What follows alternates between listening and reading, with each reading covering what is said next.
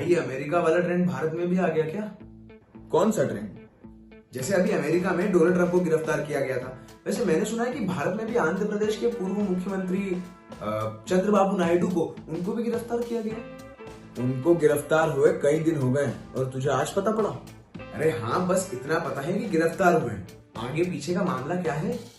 खबर यह है कि तेलुगु देशम पार्टी टीडीपी के प्रमुख और आंध्र प्रदेश के पूर्व सीएम एन चंद्रबाबू नायडू को राजमुंदरी सेंट्रल जेल भेजा गया।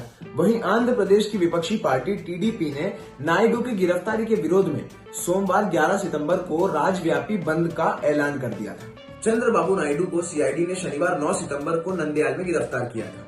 एक दिन बाद चंद्रबाबू नायडू को रविवार 10 सितंबर को सुबह विजयवाड़ा की एक अदालत में पेश किया गया, जहां से उन्हें 23 सितंबर तक यानी 14 दिन की न्यायिक हिरासत में भेज दिया गया।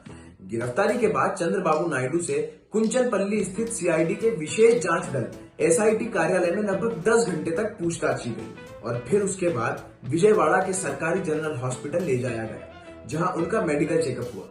और किस मामले में गिरफ्तार किया गया उनको? आंध्र प्रदेश के पूर्व मुख्यमंत्री नायडू को सीआईडी ने कौशल विकास घोटाले के मामले में गिरफ्तार किया था। गिरफ्तारी शनिवार सुबह नंदयाल से सीआरपीसी की धारा 50(1)(2) के तहत की गई। कौशल विकास घोटाला 371 करोड़ का है और इस मामले में चंद्रबाबू नायडू के खिलाफ साल 2021 में एफआईआर भी दर्ज की गई थी। दूसरों की स्किल्स का फायदा उठाकर पैसा कमाना भी तो एक स्किल ही है। और ये कौशल विकास घोटाला ये क्या है? देख, आंध्र प्रदेश में चंद्रबाबू नायडू की सरकार में युवाओं को कौशल विकास प्रशिक्षण देने के लिए योजना की शुरुआत की गई थी। इस योजना के तहत हैदराबाद और इसके आसपास के इलाकों में स्थित भारी उद्योगों में काम करने के लिए युवाओं को जरूरी कौशल प्रशिक्षण दिया जाना था, मतलब कि ट्रेनिंग दी जानी थी। सरकार ने योजना के तहत इसकी जिम्मेदारी एक कंपनी सीमेंस को दी थी। योजना के तहत 6 क्लस्टर बनाए गए और इन पर कुल 3,300 करोड़ रुपए खर्च होने थे, जिनमें से हर क्लस्टर पर 560 करोड़ रुपए खर्च होने थे। तब तत्कालीन चंद्रबाबू नायडू की सरकार ने कैबिनेट में बताया कि योजना के तहत राज्य सरकार कुल खर्च का 10% यानी कि 370 करोड़ रुपए खर्च करेगी। वहीं बाकी का 90% खर्च कौशल विकास प्रशिक्षण देने वाली कंपनी सीमेंस द्वारा दिया जाएगा। आरोप है कि चंद्रबाबू नायडू की सरकार ने योजना के तहत खर्च किए जाने वाले 371 करोड़ रुपए शेल कंपनियों में ट्रांसफर कर दिए। पूर्व सीएम पर यह भी आरोप है कि शेल कंपनियां बनाकर उन्हें पैसे ट्रांसफर करने से संबंधित दस्तावेज भी नष्ट कर दिए गए। पर पैसों से जुड़े हुए मामलों में तो ईडी कार्रवाई करती है। हाँ, इसीलिए आंध्र प्रदेश के कौशल विकास घोटाले की जांच ईडी भी कर रही है। कुछ महीने पहले ईडी ने इस घोटाले की आरोपी company design tech system private limited की 31 करोड़ रुपए की कीमत की संपत्ति भी अटैच की थी। आरोप है कि इस कंपनी के जरिए सरकारी योजना का पैसा शेल कंपनियों को ट्रांसफर किया गया, साथ ही फर्जी इनवॉइस तैयार की गई। ईडी मनी लॉन्ड्रिंग के एंगल से इस मामले की जांच कर रही है। ईडी ने इस मामले में सीमेंस कंपनी के पूर्व MD Saumyadri Shekhar Bose, design tech company के MD Vikas Vinayak Khanvelkar, PVSP IT skills project private limited और स्किलर एंटरप्राइजेस प्राइवेट लिमिटेड के सीईओ मुकुल चंद्र अग्रवाल, सीए सुरेश गोयल के खिलाफ मामला दर्ज किया था। मतलब चंद्रबाबू नायडू को जेल भेज दिया गया है। हाँ, गिरफ्तारी के बाद 11 सितंबर को टीडीपी ने राज्य बंद का ऐलान किया था, जिसके चलते नायडू के समर्थक राज्य में विरोध प्रदर्शन कर रहे थे, जिसमें टीडीपी को जनसेना प्रमुख पवन कल्याण का साथ भी मिल रहा था। उधर अधिकारियों के मुताबिक नायडू को विजयवाड़ा से पूर्वी गोदावरी जिले के राजा महेंद्रवरम तक लगभग 200 किलोमीटर की यात्रा के बाद जेल पहुंचाया गया। पूर्वी गोदावरी जिले के पुलिस अधीक्षक पी जगदीश ने बताया कि चंद्रबाबू नायडू देर रात करीब 1:20 पर जेल पहुंचे।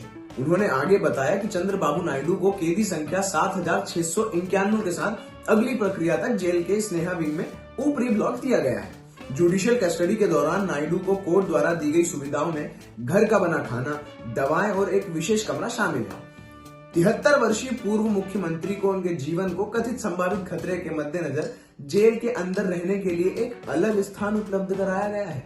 उनको जेड प्लस श्रेणी की सुरक्षा भी मिली हुई है। अच्छा, जेल होने के बाद भी चंद्रबाबू नायडू के बेटे नारा लोकेश जेल के बाहर इंतजार करते रहे। और चंद्रबाबू नायडू की तरफ से कोई बयान आया है?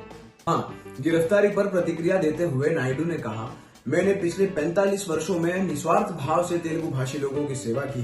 मैं तेलुगु लोगों के हितों की रक्षा के लिए अपना जीवन बलिदान करने के लिए तैयार हूँ। कोई दबाव नहीं है। दुनिया की कोई ताकत मुझे तेलुगु लोगों और मेरे आंध्र प्रदेश और मेरी मातृभूमि की सेवा करने से नहीं रोक सकती। भाई गिरफ्तारी वाजिब हुई या फिर वेंडेटा पॉलिटिक्स है? मतलब चंद्रबाबू नायडू की गिरफ्तारी से किसको फायदा होगा? देख, अभी तक की रिपोर्ट्स के अनुसार तो गिरफ्तारी वाजिब है, मगर समय से पहले कुछ बोलना नहीं चाहिए। पर नेताओं के बयान ऐसे हैं कि ये वेडेंटा पॉलिटिक्स है। जनसेना पार्टी के नेता पवन कल्याण ने भी इस गिरफ्तारी का विरोध करते हुए कहा, क्योंकि आंध्र प्रदेश के मुख्यमंत्री वाईएस जगन मोहन रेड्डी जेल गए, इसीलिए वो अन्य सभी को जेल में देखना चाहते हैं। उन्होंने कहा, हम अपनी जान दे देंगे लेकिन राज्य की रक्षा करेंगे। और कुछ राजनीतिक पंडितों का कहना है कि इसका फायदा बीजेपी को होगा, क्योंकि पहली बात ये कि टीडीपी इंडिया गठबंधन में शामिल नहीं है, और अगर बीजेपी के साथ आती है तो भाजपा साउथ में और मजबूत हो सकती है। तो ब्रो अभी लेटेस्ट अपडेट क्या है? लास्टेस्ट अपडेट ये है कि टीडीपी चीफ चंद्रबाबू नायडू के वकील ने शनिवार 23 सितंबर को सुप्रीम कोर्ट में याचिका की कॉपी दी, क्योंकि आंध्र प्रदेश हाई कोर्ट ने उनकी याचिका को खारिज कर दिया और कहा कि जब जांच अंतिम चरण में हो तो हाई कोर्ट हस्तक्षेप नहीं कर सकता।